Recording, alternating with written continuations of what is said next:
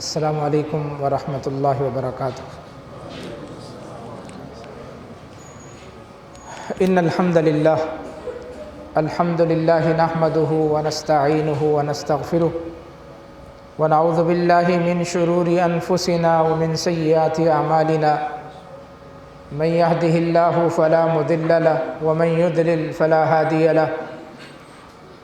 اشہد ان لا الہ الا اللہ وحدہ لا شریک له واشهد ان محمدا عبده ورسوله۔ اما بعد فان اصدق الكلام كلام الله واحسن الهدي هدي محمد صلی اللہ علیہ وسلم وشر الامور محدثاتها فان كل محدثة بدعة وكل بدعة ضلالة وكل ضلالة في النار۔ من يطع الله ورسوله فقد رشد واهتدى ومن يعص الله ورسوله فقد ضل وغوى۔ سبحانك لا علم لنا إلا ما علمتنا إنك أنت العليم الحكيم۔ اللهم انفعنا بما علمتنا وعلمنا ما ينفعنا وزدنا علما۔ رب اشرح لي صدري ويسر لي أمري واحلل عقدة من لساني يفقهوا قولي۔ اللهم ربي زدني علما۔ اللهم صل على محمد وعلى أزواجه وذريته كما صليت على آل إبراهيم وبارك على محمد وعلى أزواجه وذريته كما باركت على آل إبراهيم إنك حميد مجيد۔ أما بعد،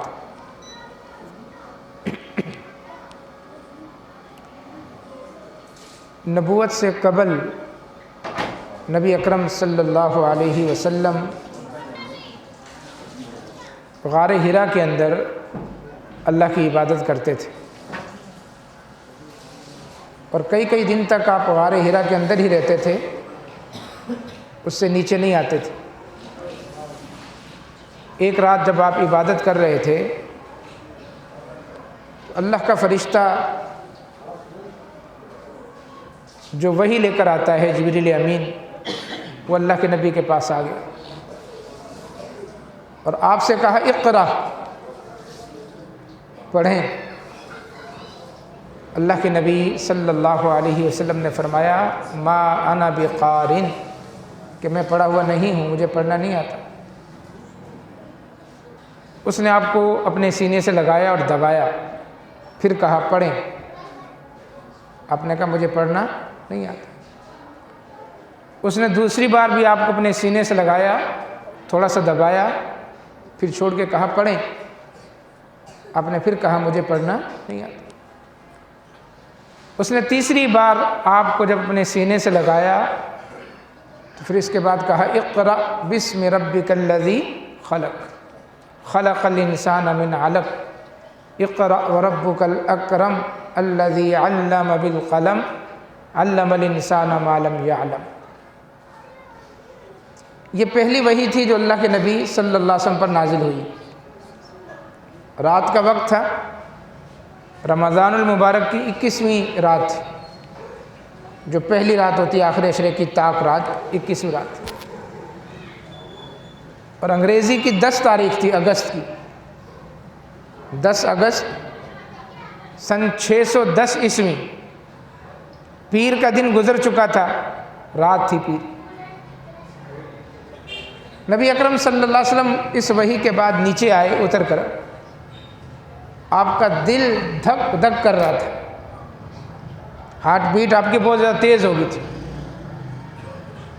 آپ نے گھر میں داخل ہوتے ہی کہا زملونی، مجھے کمبل دے دو۔ اگست کی 10 تاریخ، اگست کا مہینہ گرم مہینہ ہوتا ہے۔ آج بھی مکہ میں اگست کا مہینہ گرم ترین مہینہ ہوتا ہے، گرمی۔ اللہ کے نبی صلی اللہ علیہ وسلم کو سردی لگ رہی تھی، کمبل نکال کے آپ کے اوپر ڈال دیا گیا۔ یہ پہلی وحی تھی۔ اس کے بعد وحی کا سلسلہ منقطع ہو گیا،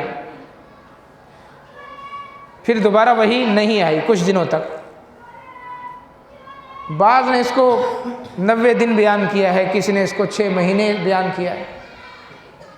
حقیقت یہ ہے کہ چند دن 2 یا 3 دن یا 4 دن ہوں گے جس میں دوبارہ وحی نازل نہیں ہوئی۔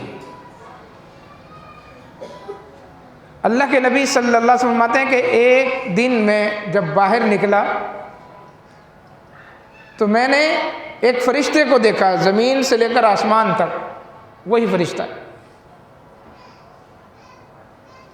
وہ جو وحی لے کر آیا تھا وہی فرشتہ اپنے اصلی روپ میں۔ دوبارہ سے آپ پر گھبراہٹ طاری ہو گئی۔ اللہ کے نبی دوبارہ گھر میں آئے، پھر آپ نے کمبل یا چادر اپنے اوپر لی، لیٹ گئے۔ اب دوسری وحی اللہ تعالیٰ نے نازل کی۔ پہلی سورہ علق کی ابتدائی 5 آیتیں تھیں، اور دوسری وحی جو نازل ہوئی وہ سورہ مدثر کی پہلی آیتیں تھیں۔ بسم اللہ الرحمن الرحیم، یا ایھا المدثر قم فانذر وربک فکبر وثیابک فطہر والرجز فاہجر ولا تمنن تستکثر ولربک فاصبر۔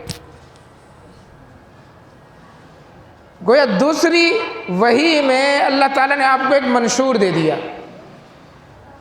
ایک دستور دے دیا کہ آج کے بعد آپ نے کرنا کیا ہے۔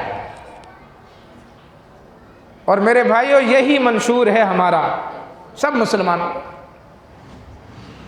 ہم نے کرنا کیا ہے وہ اس وحی کے اندر ہے۔ یا ایھا المدثر، اے چادر اوڑھ کر لیٹنے والے، قم، کھڑے ہو جائیں، کھڑے ہو جائیں۔ اب لیٹنے کا بیٹھنے کا ٹائم نہیں ہے، کھڑے ہو جائیں۔ قم فانذر، اور کھڑے ہو کر لوگوں کو اللہ سے ڈرائیں۔ حالانکہ اللہ کے نبی پر یہ دوسری وحی تھی، اور آپ صلی اللہ علیہ وسلم وحی سے پہلے ہی اللہ کی عبادت کر رہے تھے غار حرا کے اندر، لیکن دوسری وحی میں اللہ نے کہا کہ آپ کھڑے ہو جائیں، فانذر، اور لوگوں کو ڈرائیں۔ یہ ہے کام کرنے کا۔ اور ہم تو خواب غفلت میں پڑے سو رہے ہیں، جس کی عمر 30 سال ہے وہ بھی سو رہا ہے، جس کی عمر 40 سال ہے وہ بھی سو رہا ہے، جس کی عمر 60 سال ہے وہ بھی سو رہا ہے۔ قم، کھڑے ہو جائیں۔ اللہ کے نبی کھڑے ہو گئے، اور اس کے بعد 23 سال تک اللہ کے نبی تقریباً کھڑے ہی رہے، اللہ کی وحدانیت کے پرچار کے لیے، دین پہنچانے کے لیے دن رات ایک کر دی، اپنی خوشیاں ساری تج کر دی، اپنا آرام سارا تج کر دیا۔ خوشی غمی ہر موقع میں، سردی ہو گرمی ہو برسات ہو، 23 سال تک اللہ کے نبی پھر کھڑے ہی رہے۔ قم فانذر۔ اگر آپ اس منشور کو اپنا لینا، ہر شخص ہم میں سے، تو یہ دعوت کا کام جو سکڑ کر مسجدوں میں آ گیا ہے نا، یہ پھیل جائے۔ اللہ کے نبی صلی اللہ علیہ وسلم نے جس صحابی کو بھی کلمہ پڑھایا،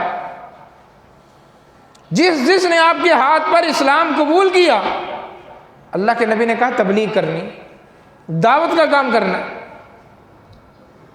کسی نے یہ نہیں کہا اللہ کے نبی آپ ہیں نا، جیسے ہم کہتے ہیں مولوی صاحب ہیں نا کرنے کے لیے، مولویوں کا کام ہے تبلیغ کرنا، دعوت دینا، ہمارا کام نہیں ہے۔ اسی وجہ سے دعوت کا کام سکڑ گیا، سمٹ گیا۔ ہر شخص اپنی ذمہ داری کو سمجھے اور نبھائے کہ یہ سب کی ذمہ داری ہے۔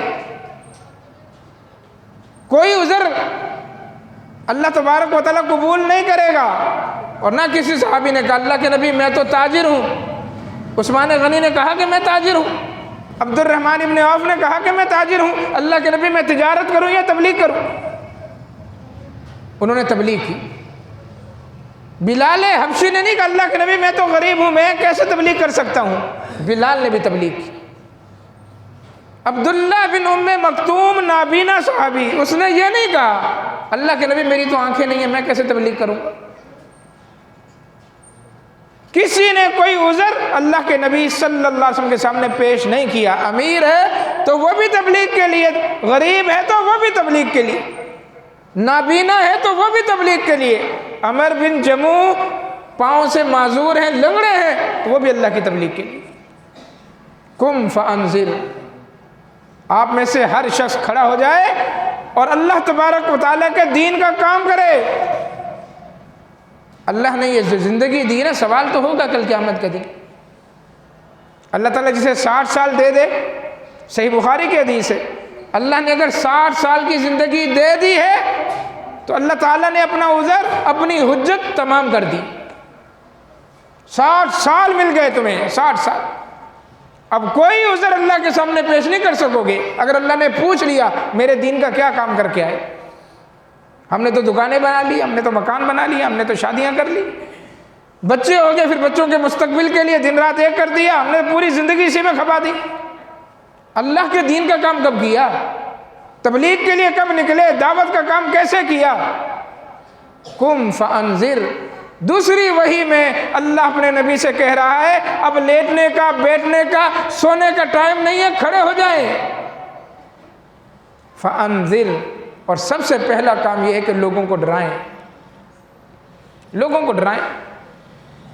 اور اللہ کے نبی صلی اللہ علیہ وسلم نے سب سے پہلے لوگوں کو ڈرائے۔ انما انا لکم نذیر مبین، فرمایا میں ڈرانے والا ہوں کھلم کھلا۔ فانذرتکم نارا تلظی، میں تمہیں آگ سے ڈرانے والا ہوں۔ اللہ کے نبی نے انسانوں کو ڈرایا، آپ کا یہ سب سے بڑا منصب تھا، بشیر بھی تھے، نذیر بھی تھے۔ تنذیر کا کام کیا اللہ کے نبی نے، ڈرایا لوگوں کو کہ اگر یہ زندگی دنیا کے اندر اللہ کی مرضی کے برخلاف گزاری، اپنی مرضی کے مطابق گزاری، برے اعمال کیے، گناہ کے کام کیے، تو دنیا میں اس کا نتیجہ سامنے آ جائے، اللہ پکڑے گا دنیا میں۔ دنیا میں اللہ نے نہیں پکڑا تو جان کنی کا جو عالم آئے گا، تمہاری جب موت نکلنے کا عالم آئے گا، پھر پتہ چلے گا تمہیں۔ وہ آسانی سے تمہاری موت یا روح نہیں نکلے گی، پھر اس کے بعد تمہیں قبر کے اندر، قبر کے عذاب کے اندر مبتلا کیا جائے گا۔ 99 اقسام کے سانپ اور بچھو اور جہنم کی کھڑکی تمہارے قبر کے اندر کھول دی جائے گی، تمہارے نیچے جہنم کا بستر، تمہارے اوپر جہنم کا لباس، جہنم کے ازدے اور بچھو تم پر مسلط کر دیے جائے۔ کب تک پڑے رہو گے قبر کے اندر؟ پھر نکلو گے میدان محشر میں، 1 میل کے فاصلے پر سورج ہوگا، جسم پر کپڑا تک نہیں ہوگا، نیچے تانبے کی زمین ہوگی۔ محشر کے میدان سے نکلو گے، آگے جہنم ہے۔ اللہ کے نبی صلی اللہ علیہ وسلم نے ہر موقع پر ڈرایا، آپ نے ڈرایا لوگوں کو۔ وَأَنذِرْ عَشِيرَتَكَ الْأَقْرَبِينَ، شروع ہی کی وہی ہے، فرمایا سب سے پہلے اپنے قریبی رشتہ داروں کو جمع کریں اور ان کو ڈرائیں۔ یہ ہے تبلیغ کا طریقہ، یہ ہے دعوت کا طریقہ، کہ سب سے پہلے اپنی بیوی کو، اپنے بچوں کو، اپنے خاندان کے افراد کو اللہ سے ڈرائیں۔ یہ ہے تبلیغ کا طریقہ، یہ ہے تبلیغ کا طریقہ۔ ہمیں اپنی بیوی کی پرواہ نہیں ہے، بچوں کی پرواہ نہیں ہے، بوریا بستر اٹھا کر نکل جاتے ہیں، دوسروں کو تبلیغ کرنے گئے ہوئے ہیں، گھر کے اندر پتہ نہیں کیا ہو رہا۔ وَأَنذِرْ عَشِيرَتَكَ الْأَقْرَبِينَ، فرمایا قریبی رشتہ داروں کو ڈراؤ۔ اور اللہ کے نبی نے سب کو جمع کیا، آپ کے چاچا تھے، پھوپھیاں تھیں، اپنی بیٹی کو، سب کو جمع کر کے اللہ کے نبی صلی اللہ علیہ وسلم نے دعوت کا اہتمام کیا، اور سب کے سامنے ایک بات بالکل واضح کہی کہ میں تمہیں ڈرانے والا ہوں، اپنے آپ کو جہنم سے بچا لو، جہنم سے۔ یہ کام کون کرے گا؟ آپ کے گھر میں مولوی جا کر تو تبلیغ نہیں کرے گا، آپ کی بیوی کو مولوی تبلیغ نہیں کرے گا، آپ کی دکان پہ کام کرنے والے ملازم کو تبلیغ مولوی نہیں کرے گا، آپ کے پڑوسی کو تبلیغ مولوی نہیں کرے گا، کون کرے گا؟ بولیں، جواب دیں، کون کرے گا یہ تبلیغ؟ آپ کے گھر میں تبلیغ آپ خود کریں گے، اپنی بیوی کو، بچوں کو اللہ سے اور اس کے رسول کے احکامات سے روشناس کون کرائیں گے؟ آپ کرائیں گے۔ گھروں کے اندر تبلیغ کا کوئی نظام ہی نہیں، گھر میں کون نماز پڑھ رہا ہے، کس کو عقیدہ درست آتا ہے، کس کو کلمہ درست آتا ہے، کس کو نماز آتی ہے کہ نہیں آتی، کچھ پتہ نہیں۔ یہ سارا کام ہم نے مولویوں کے اندر پہ ڈالا ہوا ہے، وہ کریں گے بس۔ وہ کتنا کریں گے؟ کہاں تک کریں گے وہ؟ اس لیے دعوت، جو مولوی کا دائرہ اختیار ہے وہ مسجد ہے، مولوی مسجد میں کر رہے ہیں تبلیغ، جو آتا ہے وہ تبلیغ کر رہے ہیں، اس کو سن لو۔ اس دائرہ کار سے باہر تبلیغ کیوں نہیں ہو رہی؟ اس لیے کہ ہم نے اپنا فریضہ انجام دینا چھوڑ دیا۔ صحابہ کرام رضوان اللہ علیہم اجمعین اپنے بچوں کو مسجد لے کر آتے تھے، اپنی بیویوں کو مسجد لے کر آتے تھے، گھر کی خواتین کو مسجد لے کر آتے تھے۔ اللہ کے نبی نے خصوصی طور پر حکم دے رکھا تھا، لا تمنعوا اماء اللہ مساجد اللہ، عورتوں کو، اللہ کی بندیوں کو مسجد آنے سے مت روکو۔ جب تم میں سے کسی کی عورت اجازت مانگے کہ میں نے مسجد جانا ہے، فرمایا مت منع کرو۔ عورتیں عام نمازوں میں، فجر میں، ظہر میں، عصر میں، مغرب میں، عشاء میں، جمعے میں، مسجد نبوی نیچے تھی، ڈبل سٹوری نہیں تھی، پیچھے ہی عورتوں کی صفیں بنتی تھی، عورتیں آتی تھی، بچے بیٹھے ہوتے تھے۔ ہمارے بچوں کی طرح نہیں کہ مسجد میں آ کر اودھم مچاتے، وہ صحابہ کے بچے تھے۔ تعلیم اور تربیت اور تہذیب کے ساتھ ان کو مسجد میں لایا جاتا تھا۔ چھوٹے بچے بھی مسجد آتے تھے، لیکن ان کو پتہ ہوتا تھا کہ مسجد کا ادب کیا ہے۔ اللہ کے نبی صلی اللہ علیہ وسلم درس دیں گے تو اس درس کا ادب کیا ہے۔ بچوں کے دلوں پر بھی اللہ کے نبی کی باتیں اثر کرتی تھی، بچوں کے دلوں پر اللہ کے نبی ڈراتے تھے۔ اب یہ آیت جو میں پڑھنے لگا ہوں، یہ آیت آپ نے سنی ہے، 12 سنی ہے، آپ اس آیت کو اچھی طرح جانتے ہیں، اس کا مفہوم آپ کو پتہ ہے۔ یا ایھا الذین آمنوا اتقوا اللہ حق تقاتہ ولا تموتن الا وانتم مسلمون، سورہ آل عمران کی آیت۔ یہ خطبہ جمعہ میں اکثر خطیب پڑھتے ہیں، نکاح کے خطبے میں آیت پڑھی جاتی ہے، اکثر و بیشتر دروس کے اندر یہ آیتیں پڑھی جاتی ہیں۔ مطلب کیا ہے اس کا؟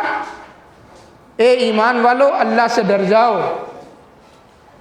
اے ایمان والو اللہ سے ڈر جاؤ جیسے اللہ سے ڈرنے کا حق ہے۔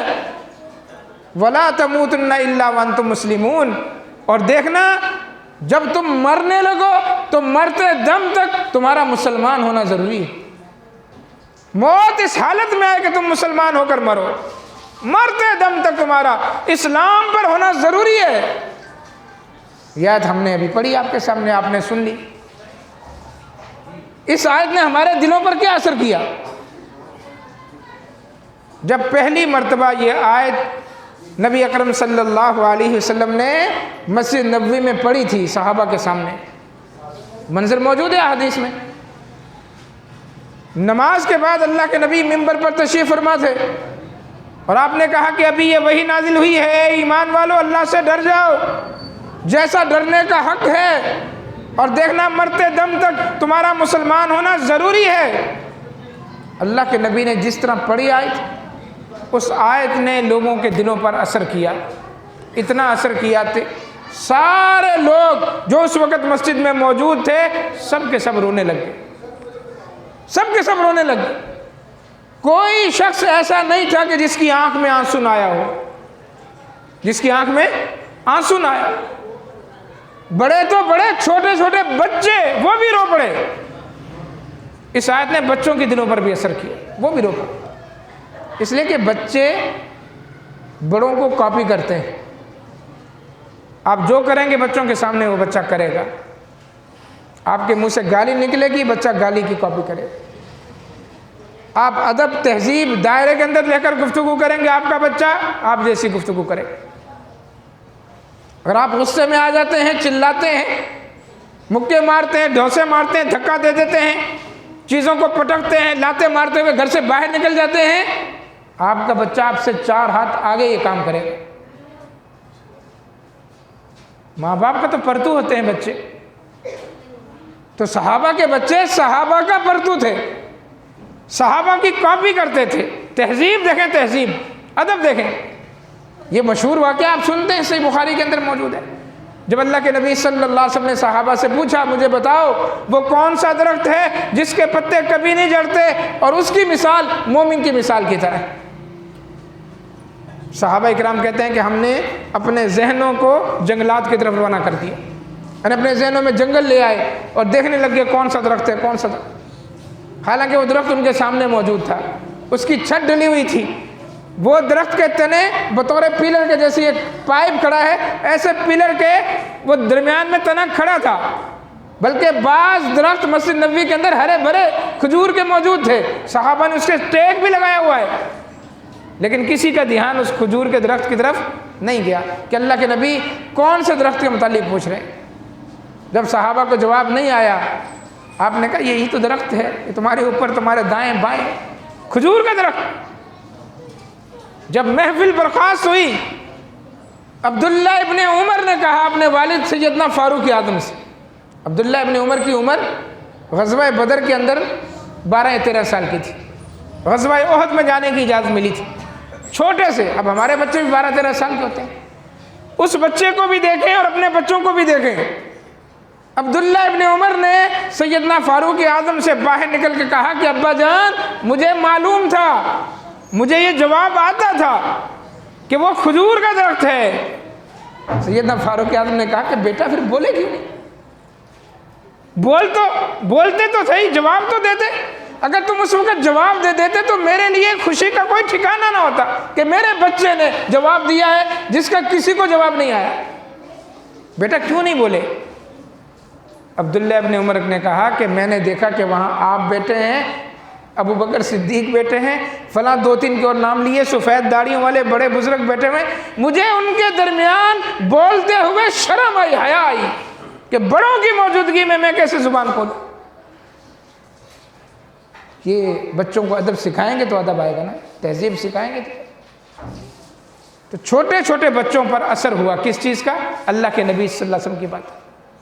وَأَنذِرْ عَشِيرَتَكَ الْأَقْرَبِينَ، قریبی رشتہ داروں کو ڈرائیں، تبلیغ کا کام کریں۔ اگر اللہ کے نبی صلی اللہ علیہ وسلم نے فرمایا تھا سیدنا علی سے کہ اگر تمہارے ذریعے سے ایک شخص بھی ہدایت پا جائے نا، ایک شخص بھی، وہ تمہارے لیے دنیا کی سب سے قیمتی نعمت دولت سے بہتر ہے۔ اب بتائیں، میں نے تبلیغ کی، آپ نے تبلیغ کی، اپنے کسی دوست کو لے کر آئے، آپ کیا جمعے کے لیے چلتے ہیں، یہاں سے سننے کے بعد اپنے دوست کو جا کر، اپنے پڑوسی کو جا کر کوئی بات بتائی آپ نے کہ آج ہماری مسجد میں یہ بتایا گیا، اللہ کے نبی کا یہ فرمان سنایا گیا؟ اپنے گھر میں جا کر یہ تبلیغ کریں، گھر میں جا کر بتائیں۔ یہ ہماری جو گفتگو ہے ہواؤں میں تحلیل ہو رہی، اب تو یہ آگئی چیز، اس میں ریکارڈ ہو رہی، اور بعض لوگوں نے اسی کو بہانہ بنا لیا، جو فیس بک پہ آ جائے گا سن لیں گے، اللہ خیر سے یوٹیوب پہ آ جائے گی تقریر مولوی صاحب کی، کیا ضرورت پڑی جانے کی؟ یہاں بیٹھنے کا، مجلس کے اندر آنے کا اور مجلس کے اندر بیٹھ کر سننے کا جو مزہ اور لطف اور برکت اور اجر و ثواب ہے، وہ یوٹیوب پہ یا فیس بک پہ دیکھنے کا تو نہیں۔ یہ اچھی بات ہے کہ ہماری تقریریں ریکارڈ ہو رہی ہیں، اب تک پہنچ رہی ہیں، لیکن جس محفل کے اندر آپ آ کر بیٹھ جائیں، اللہ کے فرشتے اس محفل کو اپنے پروں سے ڈھانپ لیتے ہیں، اللہ کی سکینت وہاں نازل ہوتی۔ تو اس مجلس کا، اس محفل کا اور یوٹیوب پہ سننے کا، فیس بک پہ سننے کا موازنہ نہیں ہے۔ تبلیغ کریں، سنیں۔ سیدنا بلال حبشی رضی اللہ تعالیٰ عنہ گھر میں داخل ہوئے، اپنی بیوی سے کہا وہ بات سنو، اللہ کے نبی نے آج ایک بات بتائی ہے، میں تمہیں سنانے چلا ہوں، بیٹھو۔ بیوی بیٹھ گئی۔ سیدنا بلال حبشی، بلال بن رباح، اولاد نہیں تھی، بیوی گھر میں تھی، ان کی اولاد ہوئی نہیں۔ کوئی حدیث سنائی اللہ کے نبی صلی اللہ علیہ وسلم کی، اس کا ذکر نہیں ہے کہ کون سی حدیث تھی، کوئی بات سنائی بیوی کو۔ بیوی نے بات سن کے تعجب کا اظہار کیا کہ یہ کیا بات ہوئی، یہ کیسی بات ہے، یہ تو دماغ میں نہیں آ رہی، سمجھ میں نہیں آ رہی، یہ کیسی بات ہے۔ جب بیوی کا یہ رویہ دیکھا سیدنا بلال حبشی نے تو کھڑے ہو کے مارنے کے لیے کہ میں تمہیں اللہ کے نبی کی حدیث سنا رہا ہوں، اللہ کے نبی کی بات سنا رہا ہوں، اور تم کہہ رہی مجھے سمجھ میں نہیں آتی۔ جیسے آج کل کے بہت سارے لوگ ہیں، حدیث سمجھ میں نہیں آتی، کہتے ہیں حدیث 200 سال بعد لکھی گئی، حدیثوں کے اندر بڑا تضاد ہے، حدیثوں کے اندر عجیب و غریب باتیں ہیں، عقل میں نہیں آتی۔ حدیثیں عقل میں آنے والی ہیں، تم ہی عقل سے پیدل ہو کہ تمہیں سمجھ نہیں آتی۔ الحمدللہ ہم تو سنتے ہیں، دماغ میں بھی بیٹھتی ہے، دل میں بھی بیٹھتی ہے، اس لیے کہ ہمارے پیارے نبی کی بات ہے، ہمارا تو ایمان اس کو فوراً قبول کر لیتا ہے، کیچ کر لیتا ہے، دل بھی مانتا ہے، دماغ بھی مانتا ہے، ذہن بھی مانتا ہے، ہمارا تو ایمان ہے۔ اور یہ لوگ، ان کو آئنسٹائن کی باتیں یاد آ جاتی ہیں، سمجھ میں آ جاتی ہیں، نیپولین کی باتیں سمجھ میں آ جاتی ہیں، کلی اور جبرے جو ہے ان کو سمجھ میں آ جاتے ہیں، ریاضی کے، الجبرا کے، ساری باتیں، دنیا کے سارے اقوال ان کو سب کچھ سمجھ آتا ہے، نہیں سمجھ میں آتا تو محمد الرسول اللہ صلی اللہ علیہ وسلم کی بات سمجھ میں آتی۔ تو اس کا واضح مطلب کیا ہے کہ ایمان ہے ہی نہیں۔ ایمان ہوتا، اگر دل کے اندر ایمان ہوتا تو اللہ کے نبی صلی اللہ علیہ وسلم کی بات دل پر اثر کرتی، دل میں پہنچتی۔ کبھی زبان سے یہ نہ کہتے کہ حدیث صحیح ہے لیکن ہم نہیں مانتے اس لیے کہ ہمیں سمجھ نہیں آ رہی۔ تو پھر اپنے ایمان کی خیر منائیں کہ اللہ کے نبی کی بات آپ کو سمجھ میں آئے۔ تو سیدنا بلال رضی اللہ تعالیٰ عنہ مارنے کے لیے دوڑے اپنی بیوی کو۔ بیوی پھرتیلی تھی، ادھر بھاگ ادھر بھاگ ادھر بھاگ، گھر میں، گھر بڑا ہوگا، سیدنا بلال پیچھے پیچھے تھک گئے، شاید بیوی کہیں جا کر چھپ گئی گھر میں، تو غصے سے گھر سے باہر نکل گئے۔ اور ایسا ہمیں کرنا چاہیے کہ اگر غصہ آئے تو اپنی پوزیشن تبدیل کر لیں۔ یہ اللہ کے نبی کا حکم بھی ہے کہ اگر آپ کو غصہ آیا ہے، کھڑے ہیں تو بیٹھ جائیں، بیٹھے ہیں تو لیٹ جائیں، گھر میں ہیں تو باہر نکل جائیں، باہر ہیں تو گھر میں چلے جائیں، اپنی پوزیشن تبدیل کریں، ٹھنڈے پانی کے چھینٹے ماریں۔ لیکن اگر ہمارا گھر میں جھگڑا ہو جاتا ہے تو اکثر جو ہم سے خواتین بھی پوچھتی ہیں، مرد بھی پوچھتے ہیں کہ شوہر نے غصے میں کہا نکل اپنی ماں کے گھر جا۔ وہ کہاں جائے گی غریب اپنی ماں کے گھر؟ تمہیں نکلنا چاہیے، مرد تو باہر نکل سکتا ہے نا، واپس بھی آ جائے گا۔ یہ کیا بات ہوئی کہ بیوی کو آپ کے گھر سے نکل جا؟ پھر وہ کس منہ سے گھر میں آئے گی دوبارہ؟ آپ نکلے گھر سے، آپ کو غصہ آیا، آپ کا گھر ہے نا، آپ 100 کام کے لیے باہر جاتے ہیں پھر آتے ہیں، لہذا غصے میں آپ باہر نکلیں، جا کر کسی ہوٹل پہ بیٹھ کے چائے پانی پئیں، اپنے آپ کو ٹھنڈا کریں، مزاج اپنا تبدیل کریں، غصہ اتر جائے پھر گھر میں آ جائیں۔ لیکن آپ دیکھیں کہ اکثر جھگڑے، اکثر طلاق کے جو کیس ہیں وہ اسی موقع پر ہوتے ہیں کہ میاں اور بیوی میں تکرار ہوئی، وہ بھی غصے میں، یہ بھی غصے میں، اس نے کہا طلاق طلاق، نکلو یہاں سے، سامان اٹھا اپنی ماں کے گھر جاؤ۔ ایسا نہ کرو میرے بھائیوں، ایسا نہ۔ آپ کو غصہ آیا ہے، وہ آپ کی بیوی ہے، آپ کے بچوں کی ماں ہے، آپ کے کپڑے دھوتی ہے، آپ کو کھانا بنا کر دیتی ہے، تعلیم و تربیت کا اس نے ایک نظام رکھا ہوا گھر میں، اس کو گھر سے نکال کے آپ کیا کریں گے؟ خود گھر سے نکلیں، آپ کا گھر ہے، تھوڑی دیر کے بعد دوبارہ آ جانا، کوئی مسئلہ نہیں۔ سیدنا بلال باہر نکل گئے، تھوڑی دور گئے، آگے سے محمد الرسول اللہ صلی اللہ علیہ وسلم تشریف لا رہے تھے۔ بلال کو دیکھا، بڑے غصے میں، کہا بلال کیا ہوا، خیریت؟ سیدنا بلال کا سانس پھولا ہوا ہے، غصے میں ہے، لال پیلے ہو رہے ہیں۔ اللہ کے نبی یہ ہوا ہے، میں نے اپنی بیوی کو آپ کی حدیث سنائی اور وہ کہہ رہی ہے کہ مجھے سمجھ میں نہیں آئی۔ اللہ کے نبی نے کہا ٹھنڈے ہو جاؤ۔ آپ نے بلال کا غصہ ٹھنڈا کیا، جب دیکھا کہ بلال بالکل ریلیکس ہو گئے، آپ نے بلال کا ہاتھ پکڑا اور گھر میں آ گئے، سیدنا بلال کے گھر میں۔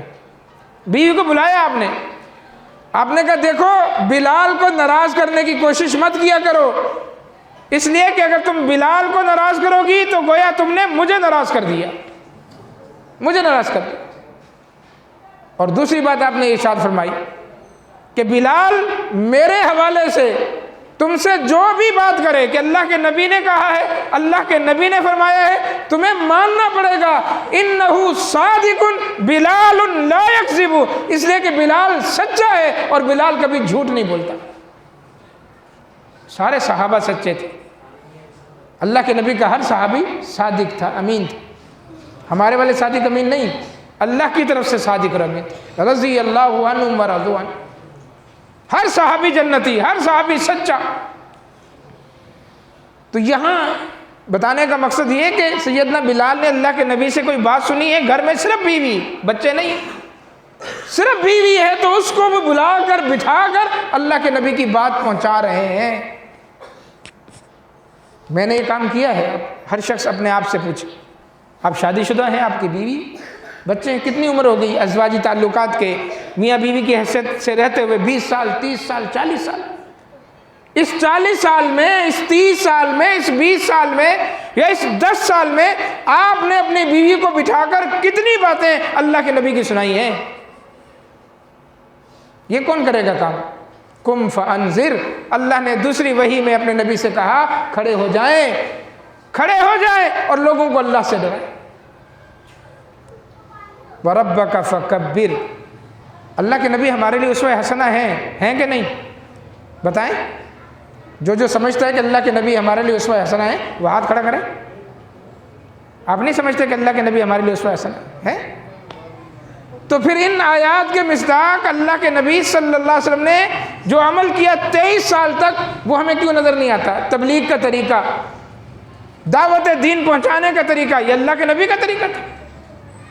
سورہ مدثر کو اٹھائیں اور اس کی ابتدائی آیتوں کو ترجمے کے ساتھ پڑھیں، تشریح کے ساتھ پڑھیں اور عہد کر لیں کہ ہم نے ان آیت کے مطابق اپنی زندگی کو استوار کرنا ہے انشاءاللہ۔ قم فانذر، کھڑے ہو جائیں، لوگوں کو اللہ سے ڈرائیں۔ وَرَبَّكَ فَكَبِّرْ، رب کی برائی کو، رب کی کبریائی کو بلند کریں۔ توحید، ایک اللہ ہے، اللہ کے ماں سوا کوئی نہیں۔ وَرَبَّكَ فَكَبِّرْ، اللہ اکبر اللہ اکبر کی صدائیں لگائیں، لوگوں کو توحید کی طرف بلائیں، توحید کی دعوت دیں۔ اللہ کے علاوہ جس کی بھی شان و شوکت ہے اس کی شان و شوکت توڑ کے رکھ دیں۔ اللہ کے علاوہ کوئی بھی باقی نہ بچے جس کی عظمت کے ڈنکے بج رہے ہوں، صرف اللہ ہی ہے۔ وَرَبَّكَ فَكَبِّرْ، رب کی تکبیریں بیان کریں۔ اور اللہ کے نبی نے 23 سال کی زندگی میں کبھی توحید کے مسئلے میں پس و پیش نہیں کیا، کمپرومائز نہیں کیا، مداہنت نہیں کی۔ آپ کے بیٹے کا انتقال ہو گیا ہے، ادھر سورج کو گرہن لگ گیا ہے۔ لوگوں نے کہا کہ سورج کو گرہن لگا ہے ابراہیم کی وفات سے، جو اللہ کے نبی کا بیٹا ہے۔ سورج کو گرہن لگتا ہے کسی بڑی شخصیت کی وفات سے، کسی بڑی شخصیت کی پیدائش سے، اس لیے سورج کو گرہن لگ گیا ہے۔ اللہ کے نبی نے سب کچھ چھوڑ چھاڑ کے الصلاۃ جامعۃ، بلال سے کہا لوگوں کو جمع کرو، سب کو، سب مسجد میں جمع ہوئے۔ فَإِنَّ الشَّمْسَ وَالْقَمَرَ آیَتَانِ مِنْ آیَاتِ اللَّهِ، یہ سورج اور چاند اللہ کی نشانیاں ہیں۔ لَا يَنْكَسِفَانِ لِمَوْتِ أَحَدٍ وَلَا لِحَيَاتِهِ، سورج کو گرہن کسی کی موت یا کسی کی پیدائش پر نہیں لگتا، چاند کو گرہن کسی کی موت یا پیدائش سے نہیں لگتا۔ یہ اللہ تبارک و تعالیٰ کی نشانیاں ہیں۔ اللہ جب چاہے ان کو بے نور کر کے، ان کا نور چھین کے، ان کی روشنی بجھا کر اپنی عظمت دکھاتا ہے تمہیں۔ اللہ کے نبی کا بیٹا ہے ابراہیم، اس کا انتقال ہوا، غمی بھی اللہ کے نبی اللہ کی توحید کو نہیں بھولے۔ خوشی کا موقع ہے، کسی گھر میں شادی ہے، اللہ کے نبی تشریف لے گئے، بچیاں چھوٹی چھوٹی دب بجا رہی ہیں اور شادی کے جو نغمے ہوتے ہیں وہ گا رہی ہیں۔ اور اس کی اجازت ہے کہ اگر خواتین ہی صرف جمع ہو کر مخصوص انداز کے جس میں شرک بے حیائی نہ ہو شادی کے گھر میں، اگر وہ بجائیں، دب بجائیں، گانے گائیں تو اس کی اجازت ہے۔ بلکہ اللہ کے نبی نے کہا انصار کو کہ کچھ گانے والیاں بھیجو جا کر، تاکہ وہ شادی کے موقع پر اس رات تھوڑا سا اہتمام کر کے وہ گائیں۔ اور ہم بالکل ہی اس میں اوندے منہ گر جاتے ہیں، بڑے بڑے ڈیک لے کر ناچ گانے۔ اللہ اور اس کے رسول کی کھلم کھلا بغاوت نہیں۔ گھر کی عورتیں جمع ہو کر، صرف خواتین کا، مخلوط نہیں کہ مرد اور زن سب جمع، صرف خواتین، یہ بتانے کے لیے کہ اس گھر کے اندر شادی ہو رہی ہے۔ اگر وہ تالی بجاتی ہیں یا وہ دب بجاتی ہیں اور شادی کے مخصوص نغمے گاتی ہیں تو اس کی شریعت نے اجازت دی۔ بچیاں گا رہی تھیں، اللہ کے نبی بیٹھے ہوئے سن رہے تھے کہ اچانک ایک بچی نے کہا وَفِينَا نَبِيٌّ يَعْلَمُ مَا فِي غَدٍ، اب ہمارے درمیان وہ نبی آ گئے ہیں جو کل کی بات بھی جانتے ہیں۔ کل کی بات کون جانتا ہے؟ يَعْلَمُ مَا بَيْنَ أَيْدِيهِمْ وَمَا خَلْفَهُمْ، اللہ کل کی بات بھی جانتا ہے، کل گزشتہ کی بات بھی جانتا ہے، کل آنے والے کل کی بھی جانتا ہے۔ اللہ کا علم ماضی کا بھی ہے، حال کا بھی ہے، مستقبل کا ہے۔ لا یضل ربی ولا ینسا، اللہ کبھی بھولتا نہیں ہے، اللہ کا علم کبھی اللہ سے محو نہیں ہوتا۔ اللہ تبارک و تعالیٰ کا علم ازلی ہے، ابدی ہے۔ بچی کہنے لگی کہ اب ہمارے درمیان وہ نبی آ گئے جو کل کی بات بھی جانتے ہیں۔ آپ نے کہا رک جاؤ، اسی ٹائم شادی کی تقریب ہے، کسی کے گھر میں آئے ہوئے ہیں، آپ نے کہا رک جاؤ، وہ کہو جو پہلے کہہ رہی تھی، وہی نغمے، وہی شادی کے نغمے جو پہلے پڑھ رہی تھی، جو بول پہلے گا رہی تھی وہی گاتی رہو، یہ مت کہو، اس لیے کہ آسمان اور زمین کے غیب کو اللہ کے علاوہ کوئی نہیں جانتا، کوئی نہیں جانتا۔ غزوہ احد کے موقع پر گر پڑے، اللہ کے نبی نڈھال ہیں، آپ کے دندان شہید ہو گئے ہیں، خود کی کڑیاں گھسی ہوئی ہیں، زخمی ہیں، لہولہان ہیں، لیکن جب وہاں سے نعرے بلند ہوئے اعلو حبل، اعلو حبل، پوچھنے والے نے پوچھا تمہارے درمیان محمد ہیں صلی اللہ علیہ وسلم، اللہ کے نبی نے کہا جواب مت دینا۔ پوچھنے والے نے پوچھا ابو بکر ہیں، آپ نے کہا جواب مت دینا۔ عمر ہیں، کہا جواب مت دینا۔ جب تینوں شخصیات کی طرف سے جواب نہیں آیا، اب سامنے والے نے کہا اولو حبل، کہ آج تو حبل کی جے ہو گئی، حبل جیت گیا ہمارا حبل۔ اللہ اکبر۔ اللہ کے نبی نے کہا اب جواب دو، عمر کھڑے ہو جاؤ، اب کہو اللہ اعلی و اجل، اللہ سب سے بڑا ہے اور اللہ سب سے برتر ہے۔ اللہ کے مقابلے میں اللہ کے نبی صلی اللہ علیہ وسلم نے کسی کو برداشت نہیں کی۔ وَرَبَّكَ فَكَبِّرْ، اللہ کی توحید کا ڈنکا بجاتے رہو۔ فرمایا جب بچہ بولنے لگ جائے افتحوا صبیانکم بقول لا الہ الا اللہ، تمہارا بچہ بولنے لگ جائے تو ABCD، چچا پاپا ماما یہ نہیں سکھاؤ اس کو سکھاؤ لا الہ الا اللہ، لا الہ الا اللہ۔ پہلا کلمہ، افتتاحی کلمہ تمہارے بچے کا لا الہ الا اللہ ہونا چاہیے، تاکہ اس کو پتہ چل جائے میری زندگی کیسے گزرے گی۔ 7 سال کا ہو گیا، مسجد لاؤ، نماز سکھاؤ، 3 سال تربیت میں گزارو، 10 سال کا ہو جائے نماز فرض ہے، اب نماز مار کے پڑھاؤ، اس کی زندگی اس طرح گزرے گی۔ من کان آخر کلامہ لا الہ الا اللہ دخل الجنہ، اور مرتے ہوئے جس کی آخری بات، آخری کلمہ اس کی زبان پر لا الہ الا اللہ ہوگا، فرمایا وہ جنت میں جائے۔ پہلا کلمہ بھی لا الہ الا اللہ، آخری کلمہ بھی لا الہ۔ توحید ہے، توحید کے سوا کچھ نہیں دنیا میں۔ وَرَبَّكَ فَكَبِّرْ، اللہ کے نبی صلی اللہ علیہ وسلم نے توحید کا غلغلہ مچا دیا، توحید کے پھریرے لہرا دیے، ہر صرف توحید ہی توحید۔ آج یہاں جو ہم بیٹھے ہیں یہ صحابہ کی محنتوں کی وجہ سے کہ وہ کلمہ لے کر اس ہند اور سندھ کے اندر آئے، صحابہ کرام کے قدموں کی برکت کی وجہ سے آج ہم ہلکا باگوش اسلام ہیں، کلمہ جو پڑھ رہے ہیں یہ ان کے قدموں کی خاک کی وجہ سے۔ وَرَبَّكَ فَكَبِّرْ، اس کے بعد کیا کہا؟ وَثِيَابَكَ فَطَهِّرْ، یہ دستور ہے، منشور ہے۔ وَثِيَابَكَ فَطَهِّرْ، اپنے کپڑوں کو پاک رکھو، یہ دوسری وحی ہے، دوسری، کپڑوں کو پاک رکھو۔ آپ کا جسم بھی پاک ہونا چاہیے، آپ کے کپڑے بھی پاک ہونے چاہیے، آپ کا دل بھی پاک ہونا چاہیے، اور جس جگہ پر کھڑے ہو کر نماز پڑھنی ہے وہ جگہ بھی پاک ہونی چاہیے۔ یہ 4 پاکیزگیاں جمع ہوں گی تو نماز اوپر جائے گی۔ ان میں سے ایک بھی ناپاکی اگر ہوئی، جسم ناپاک ہے، کپڑے پاک ہیں، آپ کا دل بھی پاک ہے، جگہ بھی پاک ہے، صرف جسم ناپاک ہے، تب بھی اللہ تعالیٰ قبول نہیں کرے۔ جسم پاک ہے، کپڑے ناپاک ہیں، باقی سب چیزیں پاک ہیں، تب بھی نماز قبول نہیں۔ کپڑے بھی پاک ہیں، جسم بھی پاک ہے، جگہ بھی پاک ہے، دل ناپاک ہے، دل کے اندر پلیتگی ہے، تب بھی اللہ تعالیٰ نمازیں قبول نہیں کرتے۔ 4 پاکیزگیاں جمع کرنی ہے، کتنی؟ 4، جسم بھی پاک ہو، کپڑے بھی پاک ہو، دل بھی پاک ہو، اور جس جگہ پر نماز پڑھ رہے ہیں وہ جگہ بھی پاک۔ وَثِيَابَكَ فَطَهِّرْ، آپ آج کے نوجوانوں کو دیکھتے ہیں نا، آؤ بھائی نماز کے لیے آؤ، تو کیا کہتے ہیں آگے سے؟ کیا کہتے ہیں نوجوان اکثر؟ کپڑے خراب ہیں ہمارے۔ تو کیسا مسلمان ہے، تیرے کپڑے خراب ہیں؟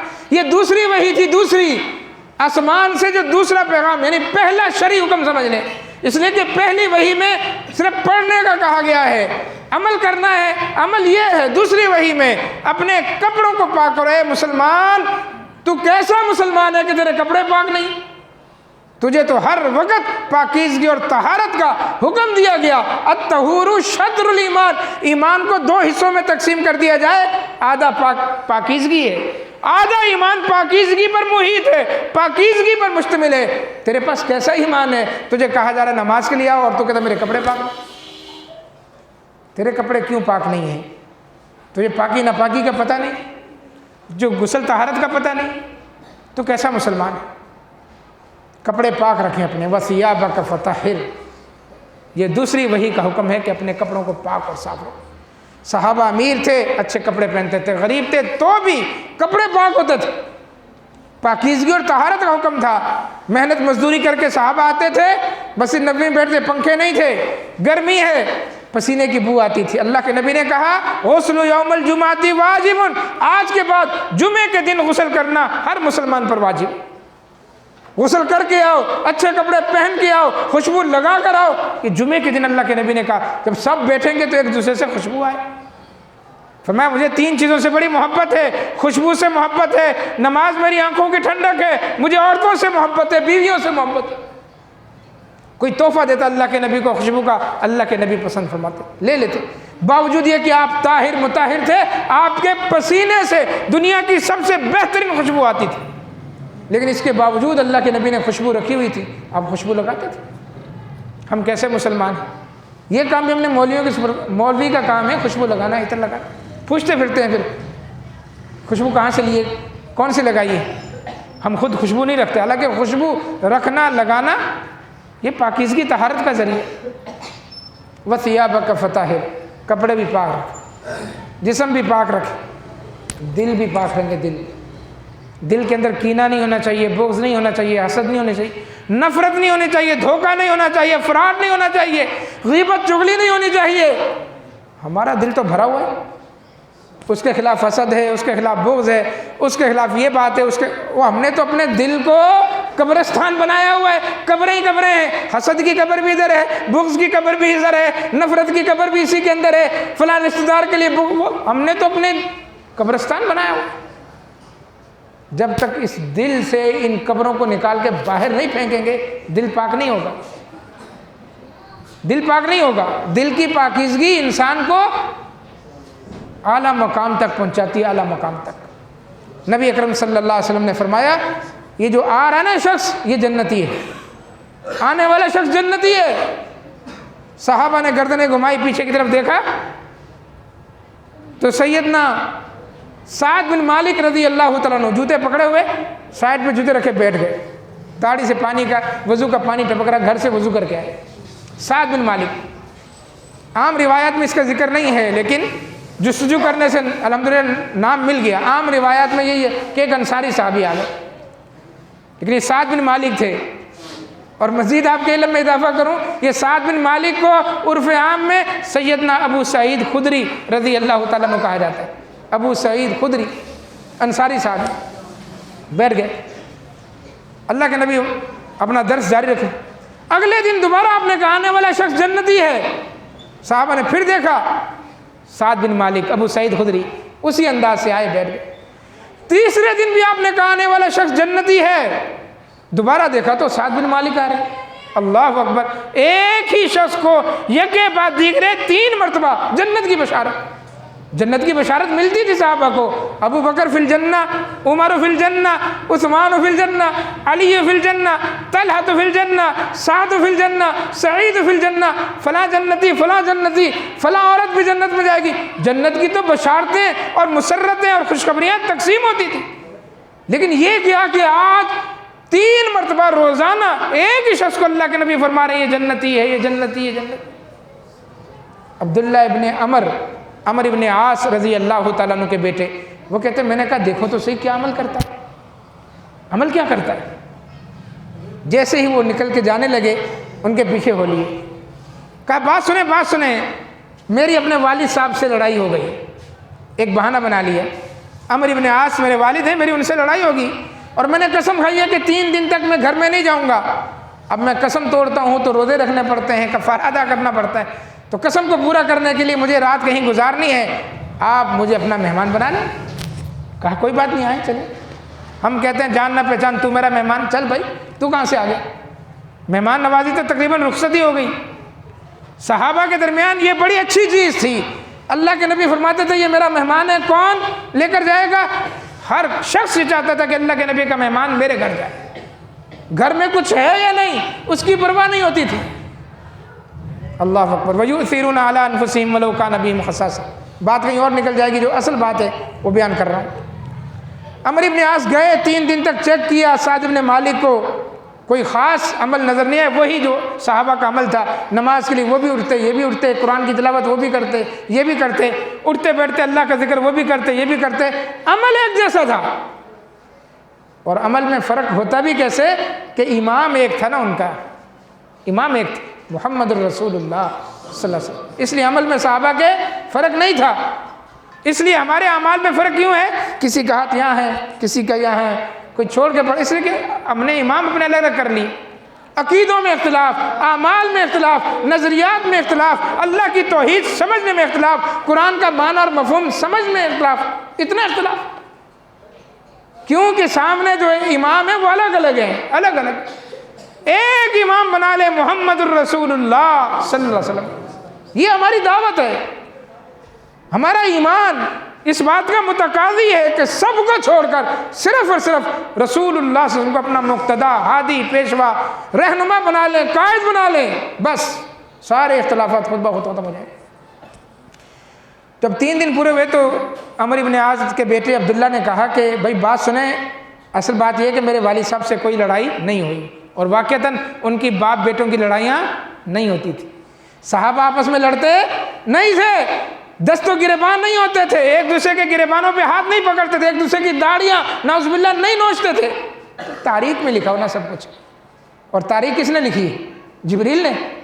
تاریخ کس نے لکھی؟ ہمارے جیسے انسانوں نے جھوٹ اور سچ ملا کر ملغوبہ بنا کر وہ ہمارے سر تھوپ دیا، مانو، ہم نہیں مانتے ایسی تاریخ کو، ایسی وزیر روایات کو جس میں صحابہ کو لڑتا ہوا یا بھڑتا ہوا دکھایا جا رہا ہے۔ حدیثوں میں ہے کہ صحابہ نہیں لڑتے تھے، کہا نہیں، یہ تو میں نے ایک بہانہ بنایا، میری اپنے والد سے کیوں لڑائی ہوگی؟